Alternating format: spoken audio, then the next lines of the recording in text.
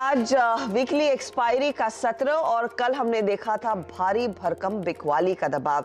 कल of course 17,000 के नीचे हम भारतीय बाजार को छोड़कर गए थे। प्रेशर था 16,972 के गिरावट के जो संकेत थे वो दिन भर बढ़ते हुए दिखाई दिए। और अगर आज तस्वीर देखेंगे कि ग्लोबल पिक्चर वैसे अच्छी खासी नहीं दिखाई दे रही है। ध्यान रहे कि पिछले 5 ट्रेडिंग सत्रों में लगातार बिकवाली का सिलसिला जो है वो एफआईआईज की तरफ से हावी है। कल अमेरिकी बाजार में डाउ जोन्स में गिरावट देखने को मिली। एक वॉलेटाइल सेशन रहा। इंट्राडे से आप कह सकते हैं अच्छी खासी रिकवरी आई, उस पर डिटेल में बात करेंगे। लेकिन final close of course 280 point negative में था। नैस्डैक थोड़ा सा संभला और 5 पॉइंट ऊपर जाकर टिका।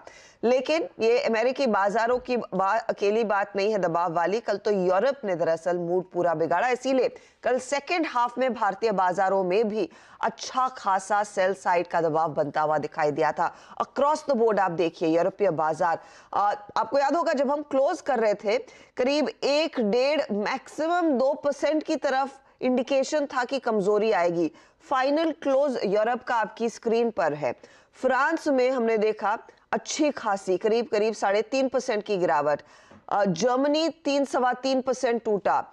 फुटसी के मार्केट में लगभग 4% तक का दबाव देखने को मिला। और ये सारी सेलिंग आई है क्योंकि जो यूरोपीय बैंक है क्रेडिट स्विस वो दरअसल चिंता में दिख रहा है। इसको लेकर कई सारी अपडेट्स आज सुबह में आई हैं। रिपल इफेक्ट देखने को मिला। क्या ग्लोबल इकोनॉमी क्राइसिस में आएगी, डिमांड कम होगी तो कच्चे तेल में भारी भरकम गिरावट आई। सेफर हेवन बाइंग सोने में उभर कर आती हुई दिखाई दे रही है। तो ये फिलहाल जो पूरा माहौल बन रहा है वो दरअसल इक्विटी मार्केट्स के फेवर में तो बिल्कुल नहीं है। आज इस बीच एसजीएक्स निफ्टी क्या इशारा कर रहा है? हल्का सा पॉजिटिव था लेकिन एशियाई तस्वीर को देखकर अब हम हल्के से नेगेटिव हो गए हैं। एसजीएक्स निफ्टी ठीक उसी स्तर पर है जहां पर कल हम बाजार बंद करके गए थे 16,972। एशिया में कमजोरी के साथ ट्रेड बारिंग हांगकांग का मार्केट जहां पर अब 300 पॉइंट की बढ़त के साथ शुरुआत हुई है। लेकिन जैसे जैसे दिन चढ़ेगा मेरे ख्याल में वहां पर भी बदलाव देखने को मिल सकता है।